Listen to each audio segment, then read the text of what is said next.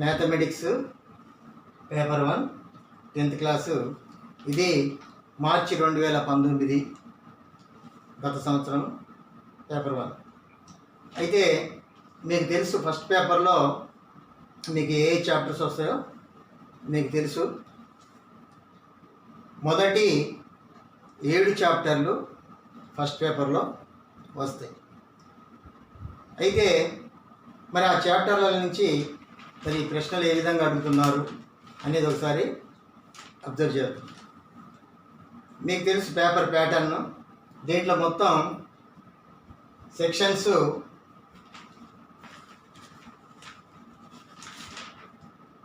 మొత్తం 3 సెక్షన్లు ఉన్నాయి. ఒకటి సెక్షన్ 1,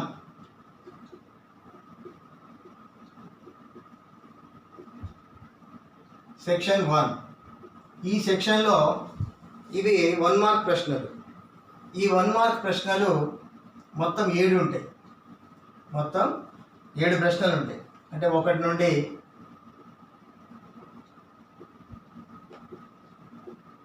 7 ప్రశ్నలు ఉంటాయి. అయితే ఈ 7 ప్రశ్నలు మనకి 7 చాప్టర్లు ఉన్నాయి కాబట్టి మ్యాక్సిమం ఒక్కొక్క చాప్టర్ నుంచి ఒక్కొక్క ప్రశ్న అడిగే అవకాశం ఉంది. ఇప్పుడు ఇక్కడ ఒకసారి చూద్దాం. చూస్తే ఇప్పుడు ఫస్ట్ క్వశ్చన్ సమితుల నుంచి అడగడం జరిగింది. మళ్ళీ సెకండ్ క్వశ్చన్ వాస్తవ సంఖ్యలు, థర్డ్ క్వశ్చన్ శ్రేణులు, తర్వాత ఫోర్త్ క్వశ్చన్ బహుపదులు, తర్వాత ఫిఫ్త్ క్వశ్చన్ వర్గ సమీకరణాలు, తర్వాత 6th క్వశ్చన్ మరి నిరూపక రేఖాగణితం, తర్వాత 7th క్వశ్చన్ రేఖీయ సమీకరణాల జత. అంటే అన్ని పేపర్ల నుంచి ఒక క్వశ్చన్ అడగడం జరిగింది. ఇప్పుడు వీటిని మనం ఒకసారి చూద్దాం.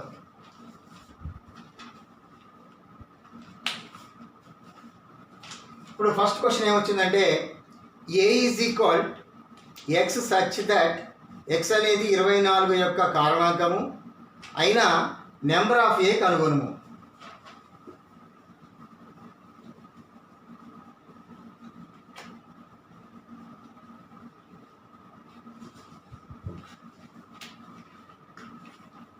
ఏ ఈజ్ ఈక్వల్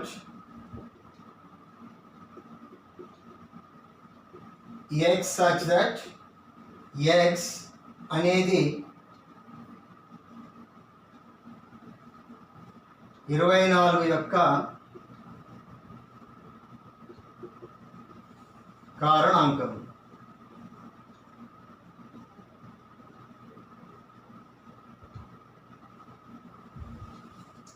అయినా నెంబర్ ఆఫ్ ఏ ను కనుగొను.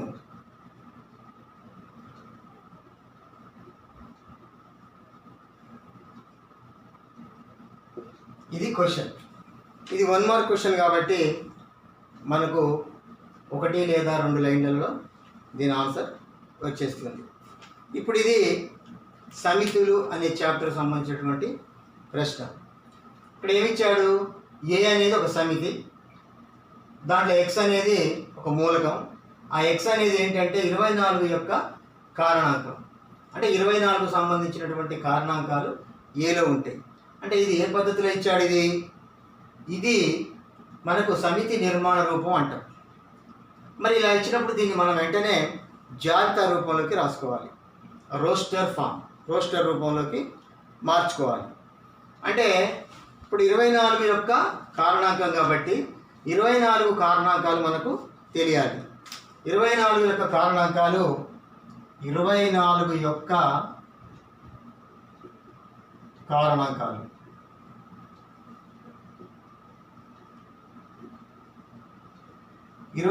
కారణాంకాలు ఏంటంటే ఇప్పుడు 1 అనేది కారణాంకం.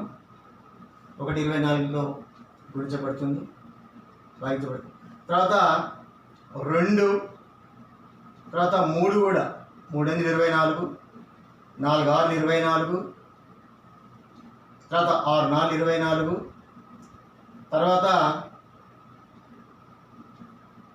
8 3 24, తర్వాత 12 2 24, తర్వాత 24 1 24. అంటే 24 కారణాంకాలు ఏంటి? 1 2 3 4 6 8 12 24. అంటే ఇక్కడ రాసుకుంటాం. ఇప్పుడు ఏ ఈజ్ ఈక్వల్ ఆ కారణాంకాలు రాసుకుంటాం. 1 2 3 4 6 8 12 24 కారణాంకాలు రాసుకుంటాం. మరి ఏం కనుక్కోవాలి మనం? Number of A. Number of ఏని కనుక్కోండి. నెంబర్ ఆఫ్ ఏ అంటే కార్డినల్ సంఖ్య, ఏలో ఉన్నటువంటి మూలకాల సంఖ్య. అంటే ఒక సమితిలో ఉన్నటువంటి మూలకాల సంఖ్యని కార్డినల్ సంఖ్య అంటాం. అంటే ఏలో ఉన్నటువంటి మూలకాల సంఖ్యని నెంబర్ ఆఫ్ ఏతో సూచిస్తాం. సో ఇప్పుడు ఏలో ఎన్ని మూలకాలు ఉన్నాయి? 1 2 3 4 5 6 7 8 ఉన్నాయి. కాబట్టి number of A is equal 8 అవుతుంది. ఇది మన ఆన్సర్, 1 మార్క్. ఇదే విధంగా సెకండ్ క్వశ్చన్ చూద్దాం. రెండో క్వశ్చను 24 మరియు 33ల గాసాకాను భాగాహార విశేష విధిని ఉపయోగించి కనుగొనుము. 24 మరియు 33ల గాసాకాను భాగాహార విశేష విధిని ఉపయోగించి కనుగొనుము. ఇది ఫస్ట్ చాప్టర్, వాస్తవ సంఖ్యలు. చూద్దాం, ఇది కూడా కనుక్కుందాం.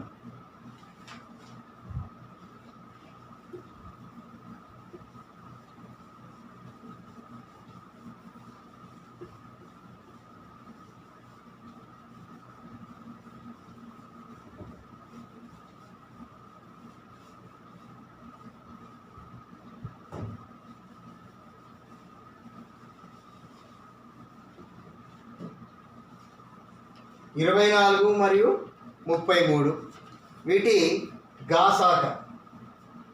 ఇది రెండో క్వశ్చన్. 24 మరియు 33ల గాసాక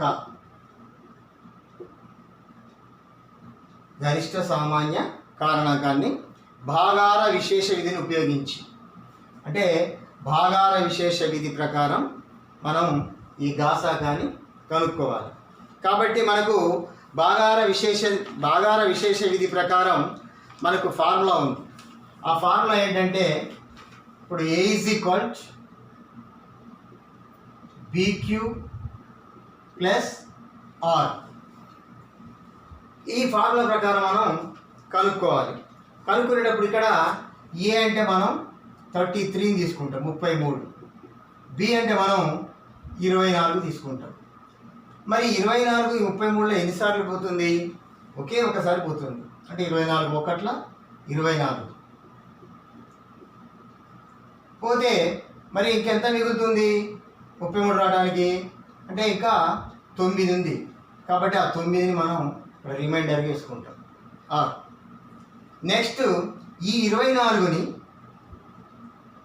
ఈసారి ఈ 9 చేత మళ్ళీ భాగిస్తాం. ఇప్పుడు 9 24 ఎన్నిసార్లు పోతుంది? అంటే 9 2 18. 18 పోతే మనకి ఎంత ఉంటుంది? 9 2 18. 18 పోతే మనకి ఇక్కడ 6 ఉంటుంది, అది శేషం. మళ్ళీ ఈసారి ఈ 9ని ఈసారి 6తో చేయాలి. ఈ 6 ఈ 9 ఎన్నిసార్లు పోతుంది? ఇది ఒక్కసారి పోతుంది. 6 1 6 పోతే మనకి ఇక్కడ 3 మిగులుతుంది. ఈసారి ఈ 6ని 3తో చేయాలి. 3 ఈ 6లో ఎన్నిసార్లు పోతుంది? 3 అనేది 6లో 2 సార్లు పోతుంది. 3 2 6. ఇప్పుడు మనకు శేషం అనేది 0 వచ్చింది. అంటే ఇక్కడ ఫస్ట్ ఈ విధంగా తీసుకున్నాం. 24 మరియు 33లకి గాసగా అనుకోవడానికి ఇది భాగార శేష విధి అనే డివిజన్ ఆల్గారిథం మెథడ్. భాగాహార శేష విధి దీన్ని ఉపయోగించి కనుక్కుంటున్నాం.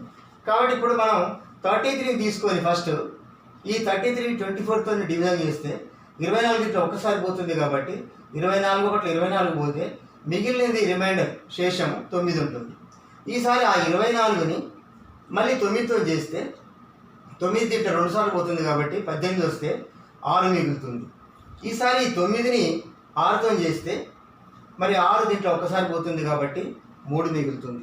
అదేవిధంగా ఈసారి 6ని 3తో చేస్తే 3 దీంట్లో 2 సార్లు పోతుంది కాబట్టి శేషము 0 వచ్చింది.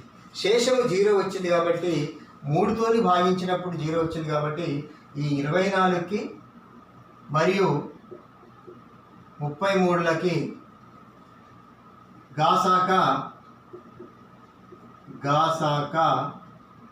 3 అవుతుంది. ఇది second problem. Next third problem చూద్దాం.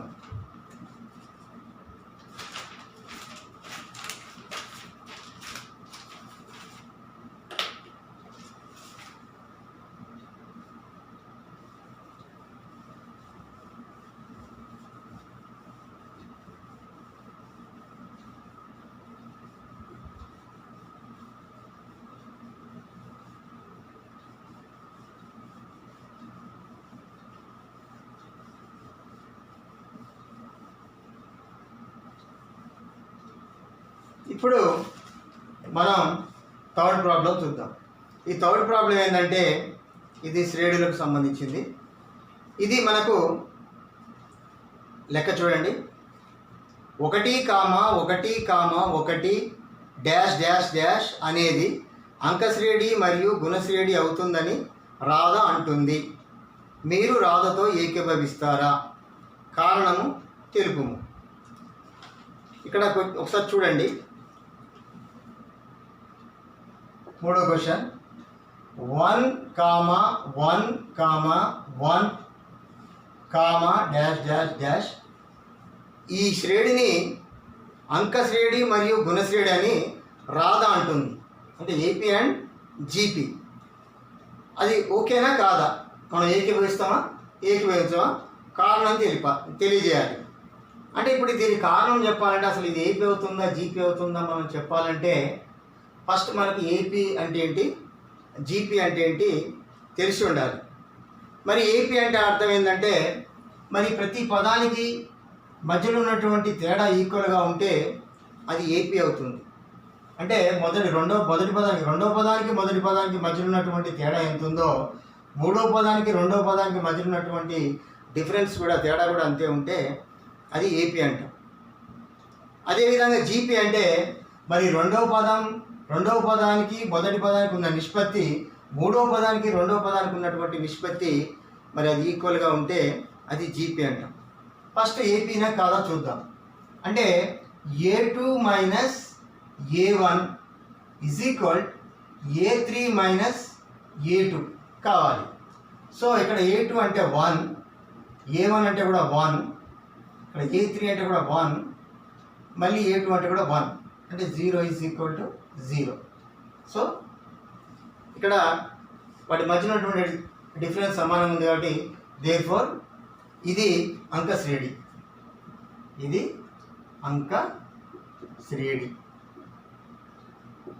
నెక్స్ట్ గుణశ్రేణి కాదో చూద్దాం. గుణశ్రేణి అంటే ఏంటంటే A2 by A1 is equal A3 by A2 ఈ విధంగా కావాలి. అంటే నిష్పత్తులు సమానం. సో ఇక్కడ A2 is equal to 1, A1 is also 1, A3 also 1, A2 also 1. So here 1 is equal 1. ఇక్కడ కూడా సాటిస్ఫై అయింది. అంటే ఇది జీపీ కూడా ఇది గుణశ్రేణి అవుతుంది. అంటే ఇక్కడ ఇది అంకశ్రేణి అయ్యింది మరియు గుణశ్రేణి అయింది. మరి ఇప్పుడు రాధ ఏమన్నది, ఇది అంకశ్రేణి మరియు గుణశ్రేణి అవుతుందని రాధ అంటుంది. మరి మీరు రాధతో ఏకీభవిస్తారంటే ఓకే, మరి అంకశ్రేణి అయింది, గుణశ్రేణి అయింది కాబట్టి మేము ఏకీభవిస్తాము, రాధతో ఏకీభవిస్తాము, రాధతో ఏకీభవిస్తాను. ఎందుకు ఏకీభవిస్తారంటే మరి ఇది అంకశ్రేణి అయింది, మరి అదే గుణశ్రేణి అయింది కాబట్టి రాధతోని ఏకీభవిస్తాను. నెక్స్ట్ 4వ క్వశ్చన్. మరి 4వ క్వశ్చన్ వచ్చేసరికి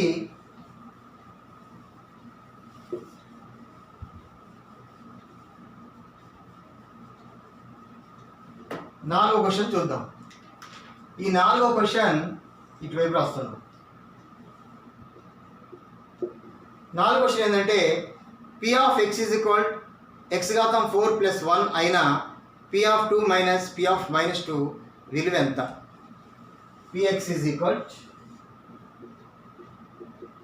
x4 + 1 అయిన P2 మైనస్ P -2 దీని విలువ కనుక్కోవాలి ఎంత. అంటే ఇక్కడ ఈ x ఉన్న దగ్గర మనం 2ని ప్రతిక్షేపించుకోవాలి. అదేవిధంగా మళ్ళీ x ఉన్న దగ్గర -2ని కూడా ప్రతిక్షేపించుకోవాలి. అప్పుడు ఈ లెక్క చేస్తే మనకు దాని ఆన్సర్ ఎంతో వస్తుంది. ఇప్పుడు చేసి చూద్దాం. Px is equal to x4 + 1. ఇది బహుపది. అయితే ఈ బహుపదిలో మనం ఇప్పుడు ఈ ప్రాబ్లం చేయాలి కాబట్టి P of 2 minus P of -2. So P2 అంటే ఇక్కడ 2 దగ్గర, ఇక్కడ x దగ్గర 2 వేసుకోవాలి.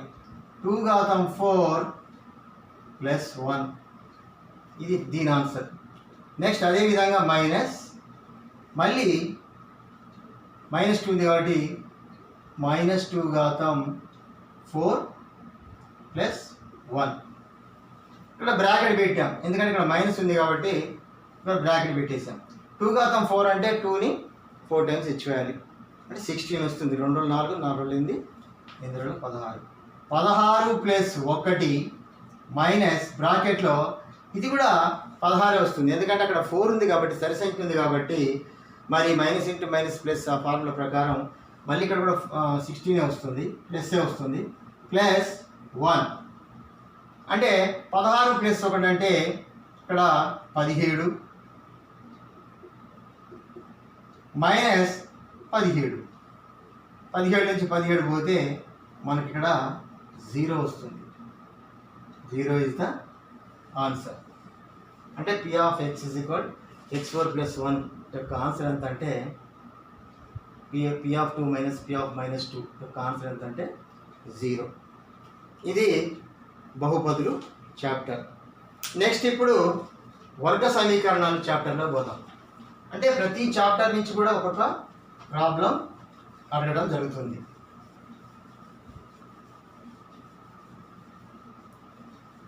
ఇప్పుడు వచ్చిన చాప్టర్ ఏంటంటే వర్గ సమీకరణాలు. 5వ లెక్క. ఈ 5వ లెక్క ఏంటంటే x² + 2x - 3 = 0 మూలములను కనుగొనుము. x² + 2x - 3 = 0 మూలములను కనుగొనుము.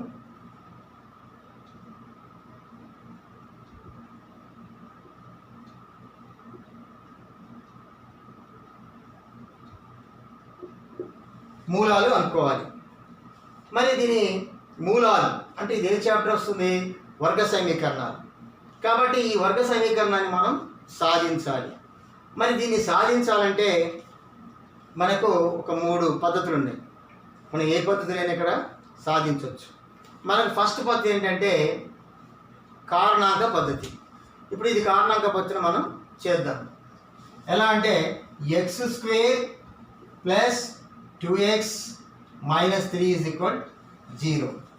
మరి ఇక్కడ ఒకసారి గమనిస్తే ఇక్కడ ఈ వర్గ సమీకరణంలో మరి ఇక్కడ ఇది x² గుణకం అనేది 1 ఉంది, x గుణకం అనేది 2 ఉంది, ఇది స్థిర రాశి ఉంది. మరి ఇక్కడ మనం దీన్ని ఏం చేస్తామంటే మధ్యలో ఉన్నటువంటి పదాన్ని 2 పదాలుగా విడగొట్టుకుంటాం.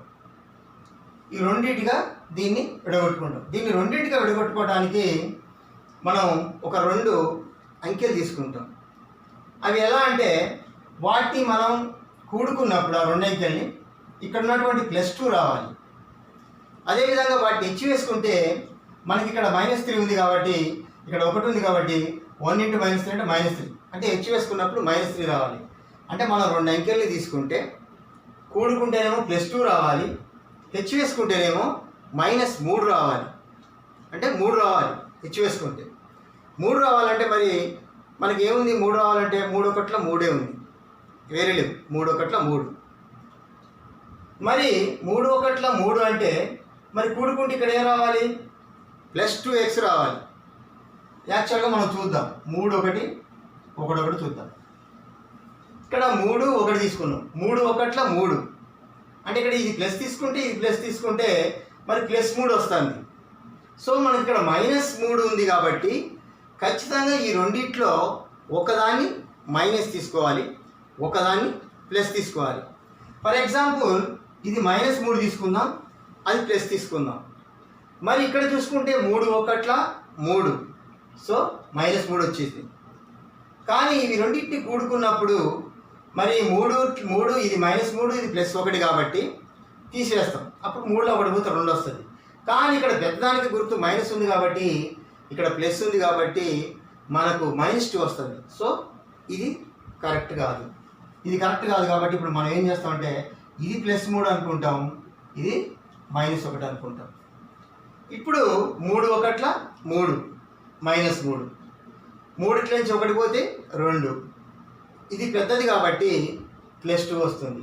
ఓకే, అంటే ఇప్పుడు మనం +3 -1 అనేది తీసుకోవాలి. ఇక్కడ మీరు ఒక్కసారి గమనిస్తే బాగా ఆలోచించండి.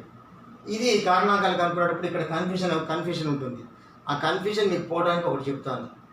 ఎప్పుడైనా సరే ఇక్కడ కారణాంకాలు చేయాలంటే ఇక్కడ ఉన్నటువంటిది ప్లస్ అని వస్తే, ఇక్కడ ఉన్నటువంటిది ప్లస్ అని వస్తే మనకు 2 ప్లస్లు కానీ 2 మైనస్లు కానీ తీసుకోవాలి. ఇక్కడ ప్లస్ వచ్చినప్పుడు ప్లస్ ఇంటూ ప్లస్ ప్లస్, లేదా మైనస్ ఇంటూ మైనస్ ప్లస్. ఒకవేళ ఇక్కడ మైనస్ వచ్చింది, మైనస్ వచ్చినప్పుడు ఖచ్చితంగా 2 అంకెలలో ఒకదానికి ప్లస్ తీసుకోవాలి, ఇంకొక దానికి మైనస్ తీసుకోవాలి. సో ఇప్పుడు ఈ లెక్కలో అట్లనే ఒకదాని ప్లస్ ఒకదాని మైనస్ తీసుకున్నాం. కానీ మళ్ళీ దీంట్లో ఇక్కడ దాన్ని కూడా మనం గమనించాలి, ఈ బీని కూడా గమనించాలి. ఈ ax² + bx + c అంటే ఇక్కడ బీని చూసుకోవాలి, దీని గుర్తు చూసుకోవాలి. ఇప్పుడు దీని గుర్తు ప్రకారం ఏమనుకుంటున్నాం మనం? ఖచ్చితంగా ఒకటి ప్లస్ ఉండాలి, ఒకటి మైనస్ ఉండాలి అనుకుంటున్నాం. ఇప్పుడు మనం 3 1 3 ఇక్కడ అనుకునేది ఏంటంటే 3 1 3, కానీ ఇక్కడ మనకి ఏం కావాలి? మైనస్ రావాలి కాబట్టి ఒకదానికి మైనస్ ఇస్తాం, ఒకదానికి ప్లస్ ఇస్తాం. కానీ దేనికి ప్లస్ ఇవ్వాలి, దేనికి మైనస్ ఇవ్వాలి అనేది దీని మీద బేస్ చేసుకొని చేయొచ్చు. ఇక్కడ ప్లస్ ఉంది కాబట్టి మనకు ప్లస్ రావాలంటే పెద్దదానికి ప్లస్ ఇవ్వాలి, చిన్నదానికి అంటే ఇక్కడ ఉన్న గుర్తు పెద్దదానికి ఇస్తే సరిపోతుంది, దీనికి వేరే గుర్తు ఇచ్చారు. ఇక్కడ మైనస్ ఉంటే పెద్దదానికి మైనస్ ఇవ్వాలి, ఇక్కడ ప్లస్ ఉంటే పెద్దదానికి ప్లస్ ఇవ్వాలి. ఓకే, ఇప్పుడు +3 -1 దీన్ని చేద్దాం. ఇప్పుడు లెక్క చేద్దాం. x² + 3x - 1 అంటే ax - 3 = 0. సో ఈ రెండిట్లో కామన్గా x ఉంది కాబట్టి xని కామన్ తీస్తే ఇక్కడ x² ఒక x ఉంటుంది. అదేవిధంగా ఇక్కడ xని కామన్ తీస్తే 3 ఉంటుంది. ఈ రెండిట్లో కామన్ తీసేటప్పుడు ఇక్కడ ఏ గుర్తు ఉంటే ఆ గుర్తు కంపల్సరీ కామన్ తీయాలి. ప్లస్ ఉంటే ప్లస్, మైనస్ ఉంటే మైనస్. నెక్స్ట్ ఇక్కడ x దగ్గర మనకు ఈ రెండిట్లో కామన్గా ఏం లేదు కాబట్టి 1ని కామన్ తీయాలి, అంటే ఒకటో ఎక్ అని తీయాలి. అప్పుడు ఇది x ఉంటుంది. ఇక్కడికి వచ్చేసరికి ఇక్కడ మైనస్ కామన్ తీసినప్పుడు ఇక్కడ ఉన్నటువంటి సింబల్ మారిపోతుంది. ఇక్కడ మైనస్ ఉంటే ప్లస్ వస్తుంది. సో ఎక్స్ ప్లస్ 3 వస్తుంది. అంటే ఇక్కడ చూడండి, ఇక్కడ ఏది వస్తే ఇక్కడ కూడా అదే వస్తుంది. ఇక్కడ ఎక్స్ ప్లస్ 3 ఉంది కాబట్టి ఇక్కడ కూడా ఎక్స్ ప్లస్ 3నే వస్తుంది. ఇప్పుడు ఎక్స్ ప్లస్ 3ని కామన్గా తీసుకుంటే ఇక్కడ ఎక్స్ మైనస్ 1 వస్తుంది. That is equal 0. అంటే X plus 3 into X minus 1 is equal 0.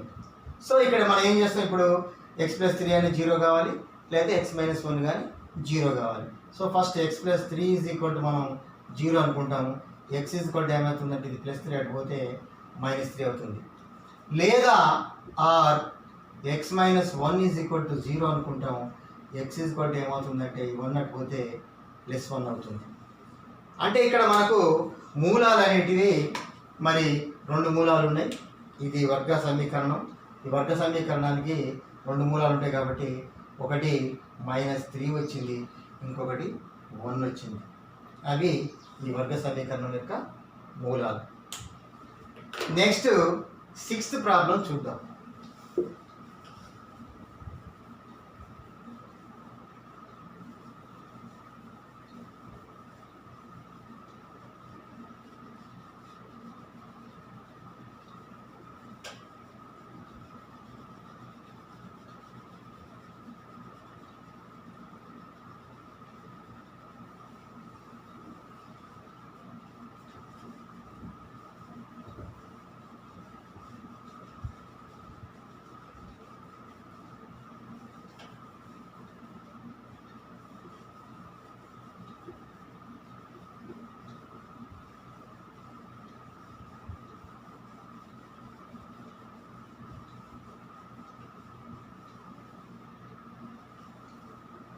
ఇప్పుడు మనం 6వ ప్రాబ్లాన్ని చూద్దాం. 6వ ప్రాబ్లం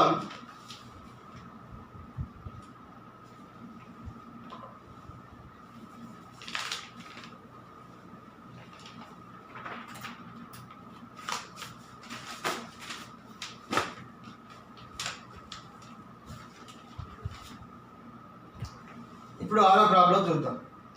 ఈ 6వ ప్రాబ్లం ఏంటంటే త్రిభుజము PQR యొక్క శీర్షాలు P1,1 Q2,2 ఆర్ -3, -3 అయిన త్రిభుజ గురుత్వ కేంద్రమును కనుగొను. ఇక్కడ ఇది నిరూపక రేఖాగణితం సంబంధించినటువంటి ప్రాబ్లం. ఒక త్రిభుజం ఉంది. త్రిభుజము PQR ఇది ఒక త్రిభుజం ఉంది. దీని శీర్షాలు ఉన్నాయి. P1,1 Q2,2 are -3, -3. ఇప్పుడు మనం కనుక్కోవాల్సింది ఏంటంటే గురుత్వ కేంద్రము. మనం కనుక్కోవాల్సింది గురుత్వ కేంద్రం కనుక్కోవాలి. ఇక్కడ ఇది మీకు ముందే చెప్పాను, ఇది మార్చ్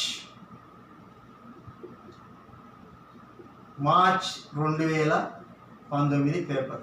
మీరు ఒకసారి పేపర్ ఉంటే దాన్ని మీరు చూసుకోవచ్చు. ఇప్పుడు ఈ లెక్కను మనం చేయాలి.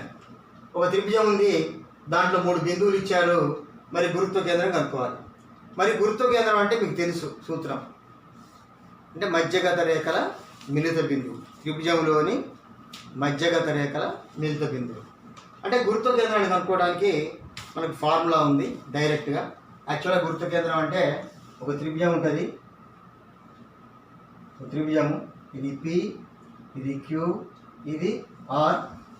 ఫర్ ఎగ్జాంపుల్ ఇది 1,1, ఇది 2,2, ఇది -3, -3. అంటే గురుత్వ కేంద్రం అంటే ఏంటంటే మరి త్రిభుజంలో ఉన్నటువంటి మధ్యగత రేఖల మిలిత బిందువు. అసలు మధ్యగత రేఖ అంటే అర్థం ఏంటి అంటే ఒక త్రిభుజంలో శీర్షము నుండి ఎదుటి భుజం యొక్క మధ్య బిందువుని కలిపే రేఖ. అంటే ఈ QR అనే దానికి మధ్య బిందువు ఇది అనుకుందాం. సపోజ్ QRకు మధ్య బిందువు సపోజ్ ఇది X అనుకుందాం. అంటే ఇప్పుడు ఈ PX అనేటువంటి ఇది మధ్యగత రేఖ అవుతుంది. అదేవిధంగా QI ఇది ఒక మధ్యగత రేఖ అవుతుంది. అదేవిధంగా ఇది RZ ఇది ఒక మధ్యగత రేఖ. ఈ 3 మధ్యగత రేఖలు ఒక బిందువు దగ్గర కలుసుకునేది, దాన్ని G అంటారు. అదే గుర్తు కేంద్రం. ఈ వివరాలన్నీ అవసరం లేదు, ఇక్కడ డైరెక్ట్ ఫార్ములా రాసి ఆన్సర్ చేయొచ్చు. కాకపోతే మీకు ఇక్కడ గుర్తు కేంద్రం అంటే తెలియాలని ఆ విషయం చెప్పాను. ఇప్పుడు గుర్తు కేంద్రం కనుక్కోవడానికి సూత్రం ఏంటంటే G గుర్తు కేంద్రం. గుర్తు కేంద్రం is equal x1 plus x2 plus x3 by 3 comma y1 plus y2 plus y3 by 3. ఇది ఫార్ములా. సో ఇక్కడ మనం x1 y1 ఇది x1 y1 x2 y2 x3 y3 అని మనం అనుకుంటాం. ఇక్కడ అనుకుందాం ఏమని, ఇది x1 y1 ఇది x2 y2 ఇది x3 y3 అనుకుందాం. ఇప్పుడు x1 1 x2 2 x3 -3 by 3 comma y1 1 y2 2 y3 -3 by 3. So ఇక్కడ మనం చేస్తే 3 - 3 బై 3, ఇక్కడ కూడా 3 - 3 బై 3 అంటే ఎట్లా 1 + 2 అంటే 3 3 - 3 బై 3 3 - 3 అంటే అది ఏమొస్తుంది అక్కడ 0 బై 3 కామా 0 బై 3 3 - 3 అంటే 0, దట్ ఈస్ కాల్డ్ 0, 0. ఇది గురుత్వ కేంద్రం. నెక్స్ట్ ఇక లాస్ట్ లెక్క. ఈ లాస్ట్ లెక్క ఏంటంటే ఇది 4వ చాప్టర్కి సంబంధించినటువంటి ప్రాబ్లం.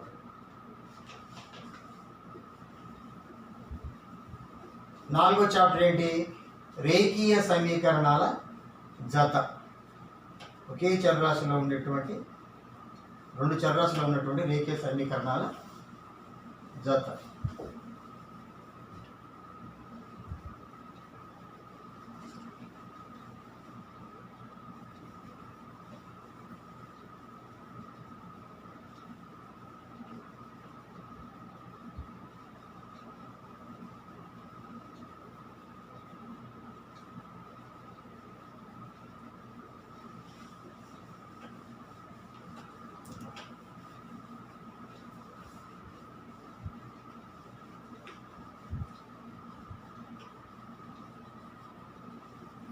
ఓకే, ఇప్పుడు ఈసారి చెప్పేది ఏంటంటే రేఖీయ సమీకరణాల జత. 7వ ప్రాబ్లం, లాస్ట్ ప్రాబ్లం. టీ యొక్క ఏ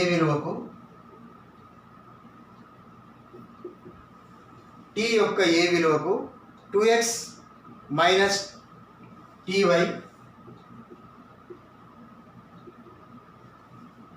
ఈజ్ ఈక్వల్ 5 మరియు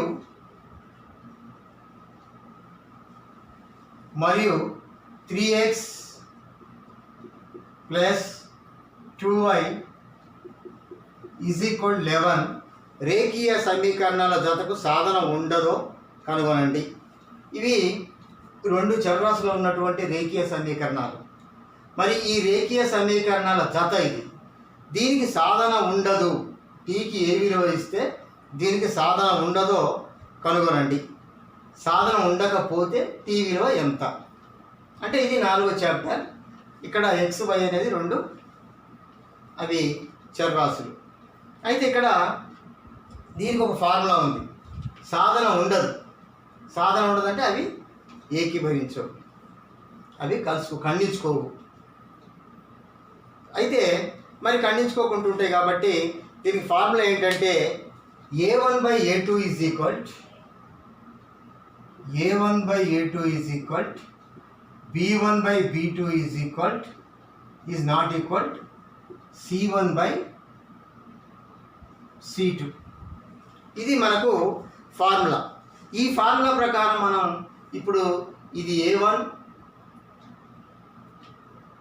తర్వాత ఇది B1, ఇది C1, ఇది A2, ఇది B2, ఇది C2. మరి వాటిని మనం ఇక్కడ సబ్స్టిట్యూట్ చేసుకుంటే మనకు దాని ఆన్సర్ వస్తుంది. ఫర్ ఎగ్జాంపుల్ A1 అంటే 2 కాబట్టి 2/3 ఈజ్ ఈక్వల్, ఇక్కడ B1 అంటే -T/2, తర్వాత మళ్ళీ నాట్ ఈక్వల్ టు 5/11. ఇది చూస్తే మైనస్ వస్తుంది, అటువంటి ప్లస్ ఉంది కాబట్టి సేమ్ ఉంటుంది. ఇప్పుడు ఇక్కడ ఈ ఈక్వేషన్లో ఉన్నటువంటి ఈ రెండింటిని మనం తీసుకుంటే టీ విలువను కనుక్కోవచ్చు. దీన్ని క్రాస్ మల్టిప్లై చేసుకుంటే మనకు ఆటోమేటిక్గా టీ విలువ వచ్చేస్తుంది. ఇది నాట్ ఈక్వల్ టు, ఇది ఈక్వల్ టు, కాబట్టి 2 × 2 4 is equal 3 × -t -3t. So t is equal 4/-3, that is equal -4/3. అంటే t విలువ -4/3. ఈ విధంగా మొత్తం 7 ప్రాబ్లమ్స్ 1 మార్క్ క్వశ్చన్స్ ఉంటాయి. 7 చాప్టర్స్ ఉంటాయి కాబట్టి మరి ప్రతి చాప్టర్ నుంచి కూడా ఒక క్వశ్చన్ కంపల్సరీ వస్తుంది. ఇక్కడ కూడా మనకి ప్రతి చాప్టర్ నుంచి కూడా క్వశ్చన్ వచ్చింది. మరి ఈ విధంగా మీరు ఇప్పుడు మార్చి 2019 పేపర్ని మనం చేశాం కాబట్టి ఇదే ప్రకారం మీరు మిగతా పేపర్ని కూడా ప్రాక్టీస్ చేసుకోండి. ఈ ఎగ్జామ్స్లో మరి ఖచ్చితంగా ఈ 1 మార్క్ క్వశ్చన్స్ చాలా తేలిగ్గా ఉంటాయి కాబట్టి మరి బాగా ప్రిపేర్ కాండి. నెక్స్ట్ 2 మార్క్స్ క్వశ్చన్స్ మరి నెక్స్ట్ వీడియోలో చెప్తాను.